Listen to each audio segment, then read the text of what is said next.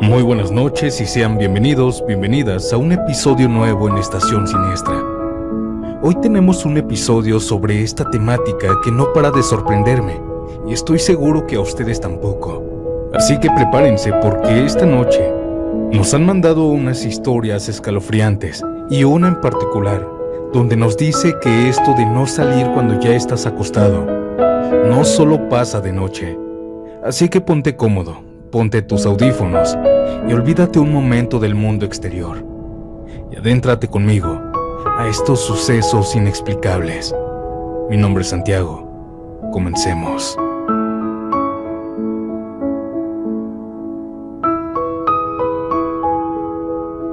Siempre he escuchado esa leyenda de no salgas cuando ya estás acostado. Mucha gente cree que esa advertencia solo aplica en la madrugada, pero después de lo que me pasó entendí que no importa si es de noche o de día. Si ya estás descansando y alguien llega a sacarte de la casa, a veces es mejor no hacerlo. Esta historia se remonta cuando trabajé en el turno nocturno, en una tienda. Mi horario terminaba a las 9 de la mañana, así que llegaba a mi casa completamente agotada. Tenía una vecina que vivía literalmente al lado de mi casa.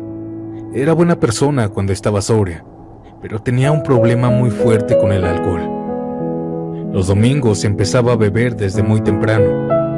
Ya había estado en grupos de rehabilitación, incluso llegó a estar anexada, pero por desgracia siempre recaía. Recuerdo perfectamente aquel domingo. Yo venía llegando del trabajo cuando la vi sentada en la banqueta afuera de su casa, con su caguama en la mano. Al verme, sonrió y me dijo: "Buenos días, vecina". Yo también la saludé y seguí caminando a mi casa, pero enseguida me habló: "Ven, tómate una conmigo". Me reí de nuevo. Le respondí que no, que venía muy cansada del trabajo y que sería en otra ocasión. Me metí rápido a mi casa, la verdad, porque sabía que si me quedaba platicando iba a insistirme. Entré, me cambié de ropa y me acosté a dormir. Pasaron unas 3 o 4 horas. De pronto algo me despertó. Empecé a escuchar que alguien golpeaba la puerta mientras gritaba mi nombre. Estaba tan profundamente dormida que al principio pensé que era parte del sueño. No sé si les ha pasado que incorporan un ruido real dentro de lo que están soñando. Bueno, pues así me pasó, hasta que poco a poco desperté. Todavía medio dormida, caminé a la entrada y abrí la puerta. Era mi vecina. Ya se le notaba que había seguido tomando. Con una sonrisa me dijo que quería ir por unas cosas de su trabajo. Ella ponía uñas y pestañas y tenía cita el lunes, así que necesitaba surtirse de material. La tienda donde compraba estaba aproximadamente a 1 hora de camino y pensaba ir manejando. En cuanto escuché eso, le dije que no agarrara su carro. Le respondí que ya había tomado demasiado y que no debía conducir en ese estado. Su expresión cambió de inmediato. Se molestó y comenzó a decirme que ella siempre manejaba así, que nunca le había pasado nada y que exageraba, que hasta manejaba mejor así. Después volvió a insistirme para que la acompañara. Yo seguía negándome. Le decía que mejor fuera al día siguiente, que yo estaba muy cansada, que tenía sueño y que no quería salir, que era peligroso salir así. Pero mientras más intentaba hacerla entrar en razón, más se enojaba. Yo la invitaba a mi casa, le decía que se quedara ahí a dormir, pero no me escuchó. Terminó insultándome y de un momento a otro levantó la mano intentando darme una cachetada. Alcancé a hacerme para atrás y le cerré la puerta. Escuché cómo seguía diciendo algunas groserías desde afuera. Unos minutos después oí que encendió su coche y se fue. Yo me quedé en mi cama. Me quedé profundamente dormida. Desperté cerca de las 10 de la noche. Esa noche volvieron a tocar mi puerta. Pensé que sería mi vecina regresando para disculparse o seguir discutiendo. Pero cuando abrí vi a su mamá. Su mamá estaba preocupada. Me preguntó que si sabía dónde estaba su hija. Le conté que había venido en la tarde, pero no sabía nada más. La señora me dio las gracias y se retiró. Al día siguiente, por la tarde, toda la colonia se enteró de la noticia. Mi vecina había tomado una carretera en estado de ebriedad. En algún punto invadió el carril contrario y terminó impactándose de frente contra un camión. Murió en el lugar. Cuando escuché esto, sentí un escalofrío recorrer todo mi cuerpo. No podía dejar de pensar que había insistido muchísimo para que la acompañara. Si hubiera aceptado salir de mi casa cuando estaba descansando, probablemente yo también habría ido en ese carro. Desde ese día entendí esa vieja advertencia de una forma diferente. Esa tarde quiso venir a buscarme la muerte, pues si hubiera ido no estuviera contando esto. Ya saben, si estás descansando, durmiendo y alguien te invita a salir, creo que podría ser la muerte invitándote.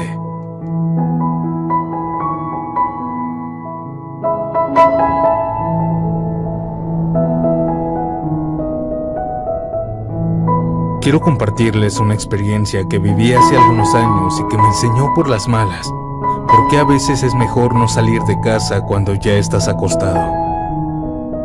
Todo ocurrió una noche entre semana. Mi esposa y yo ya estábamos dormidos. Esa madrugada algo nos despertó. Se comenzaron a escuchar unos ladridos muy fuertes afuera de la casa. Al principio pensé que era algún perro callejero pasando por la colonia, pero los ladridos no se alejaban. Al contrario, parecían cada vez más cerca. Después de varios minutos nos dimos cuenta de que el animal estaba justo afuera de nuestra ventana. Ladraba sin parar y cada vez más fuerte, pero lo raro era que ladraba hacia nosotros. Mi esposa se despertó molesta y me dijo que mejor abriera la ventana para espantarlo desde adentro. Recuerdo perfectamente que me dijo: "No salgas, solo abre la ventana y grítale". Pero yo estaba desesperado. Ustedes saben que cuando estás desesperado o enojado, no piensas con claridad. Yo quería volver a dormir y pensé que sería más rápido salir y ahuyentarlo. Me levanté de la cama, me puse unas sandalias y caminé hasta la puerta, no sin antes agarrar un palo de escoba. Caminé hasta la puerta principal y mientras abría, los ladridos se detuvieron por completo. En ese momento debí haber regresado a la cama, pero apenas abrí la puerta, el perro se lanzó contra mí. Parecía que me estaba esperando. No me dio tiempo ni siquiera de reaccionar. Sentí un dolor terrible cuando me mordió una pierna. Intenté apartarlo, pero volvió a atacarme. Alcancé a cerrar la puerta mientras gritaba y mi esposa llamó a unos vecinos para ayudarme. Esa madrugada terminé con varias mordidas profundas en ambas piernas. Había sangre por todos lados y tuvieron que llevarme al doctor esa misma noche. Sin embargo, eso no fue lo peor. Durante varios días tuve que regresar para que limpiaran las heridas al hospital. Nunca olvidaré esos lavados. El dolor era insoportable. Tenía que limpiar cada perforación que había dejado los colmillos del perro. Y lo hacían de una forma muy brusca para evitar infecciones. Además, me aplicaron varias inyecciones dentro de las mordidas. La recuperación fue lenta y dolorosa. Estuve semanas caminando con dificultad y gasté dinero que no tenía contemplado gastar. Todo por no hacer caso. Si me hubiera quedado acostado o simplemente hubiera abierto la ventana para espantar al perro, nada de eso habría pasado. Hasta el día de hoy, cuando recuerdo aquella noche, pienso exactamente lo mismo. Me debí haber quedado acostado. No debí salir esa noche.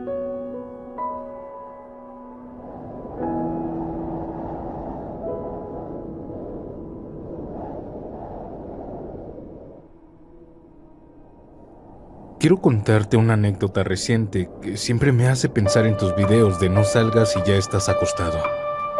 Amo las historias y el canal lo conocí gracias a la sección de historias de paramédicos.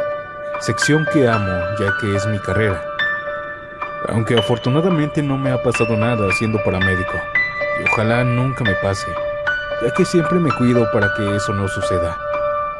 Al inicio pensé en poner esta historia en esa sección, pero viéndolo bien, encaja demasiado en esta leyenda de nunca salgas cuando ya estás acostado. Esto que les voy a contar sucedió un sábado. En mi universidad tengo que hacer prácticas profesionales en ambientes médicos, ya sea en ambulancia o en la sala de emergencia de algún hospital. Mis turnos asignados siempre son horribles, ya que son velas de 9 de la noche a 7 de la mañana y clases de 12 de la tarde a 5 de la tarde. Prácticamente mano de obra gratuita, ya que no me paga nada y las clases están aún peor. Con ese contexto iniciemos bien la historia. Ese turno del sábado salí del hospital a las 7 de la mañana y llegué a mi casa a las 8. Aprovechando que no tenía clases de la universidad, solo me fui a dormir. Eran las 9 de la mañana cuando logré conciliar el sueño. A las 12 del mediodía me llamó un amigo, Yair, el cual me preguntó si tenía que hacer algo ese día. Le contesté que estaba cansado por mi turno y que realmente necesitaba descansar, ya que tenía un sueño terrible y literalmente se me cerraban los ojos solos. Yair va en biomedicina en el turno matutino y yo voy en emergencias médicas APH en el turno vespertino. Obviamente él me dijo que más tarde pasaría por mí a mi casa y que estuviera listo porque nos iríamos a la casa de un tío suyo. Iban a ver el partido del mundial. Jugaba a mi país y era obvio el furor que todos tenían. Yo le dije que realmente necesitaba dormir y que lastimosamente no lo acompañaría en esa ocasión. Me respondió que primero iba a hacer unos preparativos, comprar cervezas, ordenar la sala, acomodar la televisión, preparar una pequeña convivencia antes del partido. Ni siquiera me escuchó. Después dijo que pasaría por mí en 2 horas para ayudarlo. Nuevamente le repetí que no quería nada, que lo único que quería era dormir y que con gusto la próxima vez lo acompañaría. Solo lo escuché molesto antes de colgar. Luego le dije a mi hermano que si Yair venía, que por favor le dijera que estaba durmiendo y que no insistiera. Conociéndolo es terco y a veces demasiado intenso cuando se trata de aceptar un no. Pasaron las horas y lo que me temía pasó. Yair vino a eso de las 3 de la tarde para llevarme con él. Incluso me llamó varias veces, pero había dejado el teléfono en silencio. Mi hermano logró convencerlo de que se fuera y ahí quedó todo. Me levanté cerca de las 5 de la tarde para comer y alistarme para regresar al hospital. Durante ese tiempo veía los estados de Yair donde ya tenía todo listo para el partido. No me importó demasiado porque tenía como 20 contactos haciendo exactamente lo mismo. Me preparé y me fui nuevamente a mi turno. Todo estuvo normal, hasta que llegaron las 12 de la noche. A esa hora me tocaba dormir, ya que nos turnábamos con mi compañera. Yo dormía de 12 de la noche a 3 de la mañana y ella de 3 a 6 de la mañana. Y justo cuando me iba a acostar, me llamaron al área de triaje porque estaba llegando un paciente en ambulancia. ¿Y cuál fue mi sorpresa al ver que era nada más y nada menos que Yair? Sí, era él. Afortunadamente no estaba inconsciente, ni diciendo incoherencias. Con lo relajado que suele ser, apenas me vio y me dijo: oye, al menos en vez de que tú vinieras conmigo, yo vine contigo. Y se empezó a reír. Yo también me reí un poco para aliviar el ambiente, pero la verdad es que el estado en el que llegó era lamentable. Tenía la región temporoparietal completamente abierta, una herida en la mejilla derecha de aproximadamente 2 centímetros y varios moretones en el rostro y en los brazos. Lo que sucedió fue que en el partido perdió mi país. Su tío, aunque normalmente es una persona tranquila, tiene una forma muy extraña de manejar el enojo, y eso es beber alcohol. Comenzó a tomar durante el partido. Mientras tanto, Yair estaba reunido con algunos amigos de su carrera, cuando el tío interrumpió la conversación ya bastante borracho. Al principio no hizo nada, pero uno de los amigos de Yair soltó un comentario. El presidente no vale para nada, y ni para dar buena suerte al equipo sirve. Seguramente podría ganar si ese no estuviera ahí para salar a la selección. Lo que sucede es que el tío de Yair es simpatizante a muerte de ese presidente. Eso provocó que comenzara a insultar al muchacho. El otro tampoco se quedó callado y terminó respondiendo a los gritos. Según me contó Yair, su tío se enfureció tanto que se acercó al joven con la intención de golpearlo. Lo que pasó fue que Yair empujó a su amigo para apartarlo. Sin querer, terminó recibiendo un botellazo de hielo en la cabeza. El tío se molestó todavía más porque, según él, por culpa del muchacho había golpeado a su propio sobrino. Quiso volver a lanzarse contra el joven. Yair intentó detenerlo. Eso provocó los golpes en los brazos y que uno de los fragmentos de la botella le cortara la mejilla. Por suerte lograron controlar la situación. Una de las chicas que estaban ahí llamó al 911. La policía se llevó detenido al tío y a Yair lo trasladaron al hospital donde yo estaba haciendo mis prácticas. Para distraerlo y evitar que se durmiera, comencé a contarle anécdotas, algunos chistes y a sacarle conversación. Funcionó bastante bien. Aunque también aproveché para reclamarle porque ya eran 2 veces en el mismo día que me arruinaba el sueño. Solo se rió y me respondió: te dije que iba a lograr lo que quería, que pasáramos un ratito juntos. Al final le colocaron 15 puntos en la cabeza y 2 en la mejilla. Afortunadamente las heridas no fueron tan profundas. Por eso mismo fue dado de alta a las 7 de la mañana, justo cuando yo estaba terminando mi turno. Obviamente él no iba a ir a clases ese día, pero a mí sí me tocaba asistir por la tarde. Me despedí de él y regresé a mi casa para alistarme. Sin embargo, desde entonces me quedó una duda. ¿Qué hubiera pasado si iba con él? ¿Qué hubiera pasado si aceptaba ese plan y me quedaba viendo el partido con ellos? Porque realmente no tenía ninguna intención de salir ese día. Algo dentro de mí solo quería quedarse en casa descansando.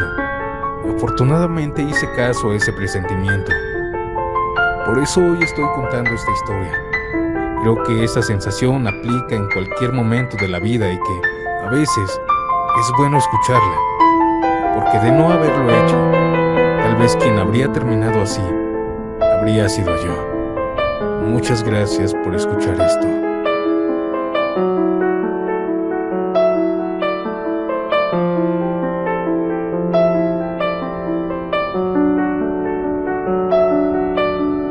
Buenas noches, Santiago. Quiero compartir una historia contigo. Esta la tenía bien guardada. Verán, yo vivía en Montevideo y trabajaba en una empresa de reciclaje. El trabajo era duro, pero el grupo humano era espectacular. Con los compañeros habíamos formado una pequeña familia y cada tanto nos íbamos de campamento. Era nuestra forma de desconectarnos del ruido, de respirar aire puro y recordar que todavía existía la naturaleza. Pero una de esas escapadas terminó convirtiéndose en una experiencia que todavía me cuesta procesar. No solo por lo que pasó, sino por cómo reaccioné casi sin pensarlo, como si algo dentro de mí se hubiera activado solo.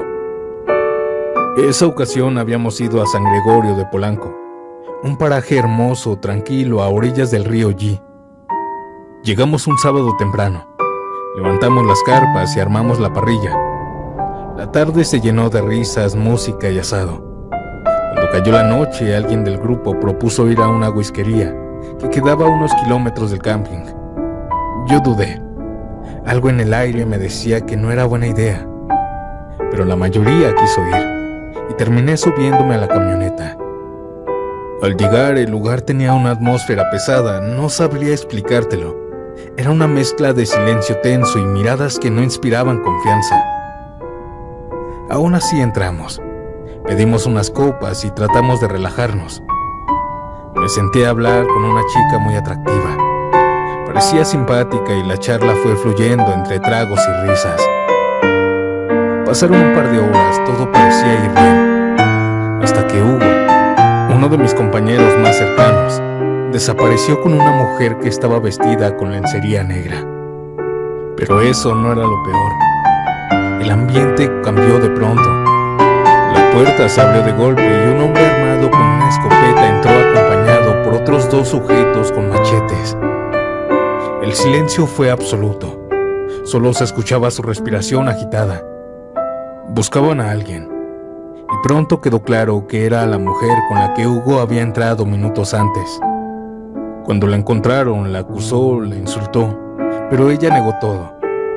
Y entonces, en un arrebato de celos, disparó contra un espejo. Los vidrios volaron, la gente gritó y el caos se desató. Yo sabía que no podía quedarme quieto. Tal vez fue la adrenalina, tal vez los reflejos que aún me quedaban de mis años de ejército. Serví en misiones de paz con el Congo, donde aprendí que un segundo puede definir todo. Esperé el momento justo, y cuando el tipo bajó la guardia me lancé sobre él. Fue un forcejeo rápido, brutal, mis compañeros reaccionaron también. Las mujeres gritaban y los otros hombres dudaban. Logré arrebatarle el arma, pero el tipo sacó una navaja y se abalanzó. Actué por instinto. Hubo un disparo, un grito, y de repente todo quedó en silencio. No perdimos tiempo. Agarré a mis compañeros, corrimos a la camioneta, pasamos por el camping, levantamos las cosas y nos fuimos. Cruzamos el río Negro hasta Paso de los Toros, donde mi familia tiene una casa. Allí nos refugiamos por varios días, tratando de asimilar lo que había pasado. Con el tiempo supimos que el hombre tenía mala fama en el pueblo.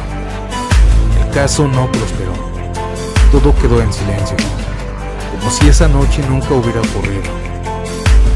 A veces pienso en eso, en cómo una salida inocente terminó en una pesadilla, y en cómo por alguna razón el instinto me salvó.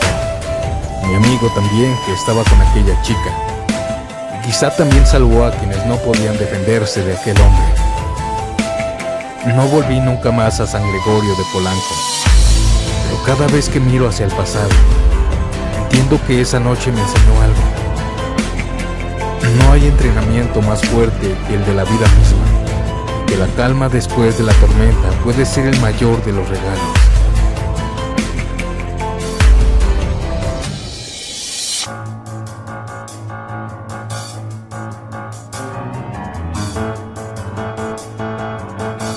Quiero creer que las cosas pasan porque tienen que pasar. En el 2013 yo trabajaba en una mueblería. Ahí compartía horas con Rodrigo, aunque decir compañero entre comillas me quedaba corta. Éramos conocidos de toda la vida. No éramos inseparables ni del mismo círculo, pero cuando pintaba juntarse se daba natural y sin vueltas. A Rodrigo todos le decíamos el gordo, fanático enfermo de béisbol. Jugaba al fútbol como los que nacen con la pelota pegada al pie. Boxeador de verdad. Era de esos que no hacen ruido, pero cuando pegan se termina la discusión. Tenía frases que hoy todavía me vienen a la cabeza y me hacen reír aunque duelan. Podría contar 100,000 historias de él, pero les voy a contar una. El 26 de enero del 2013 fue sábado. Ese día trabajamos juntos. La noche se iba a hacer el desfile de la escuela de samba en Ciudad Vieja, algo inédito para esa zona. Pero nadie lo veía raro. Montevideo estaba así. Calor, ruido, gente en la calle, verano vivo. Antes de irnos del trabajo, el gordo me invitó a ir con él al desfile. Yo le dije que no, que ya tenía otros planes. Me miró y me lanzó una de esas frases que hoy pesan como una piedra. Yo te cuido, hermano. Eso fue lo único que me dijo. Y sin saberlo, fue la última vez que escuché su voz. Pasaron las horas y cayó la noche. Yo fui a lo de un amigo, dimos una vuelta y lo de siempre. Cuando me regresé cerca de las 10 de la noche me iba a mi casa cuando, en el camino, una persona que conocía del barrio me habló. Me habló casi en secreto, muy bajito. Mataron a Rodrigo. No le creí. No podía. Seguí caminando rápido, con el pecho apretado, hasta llegar a la casa. Fue mi madre la que me confirmó. Ahí sí todo se rompió. No caí en cuenta hasta el otro día. El aire se volvió pesado, como si costara respirar. La ciudad seguía igual, pero algo esencial ya no estaba. Después escuché el relato de alguien llamado Chili, que estuvo con él hasta el último aliento.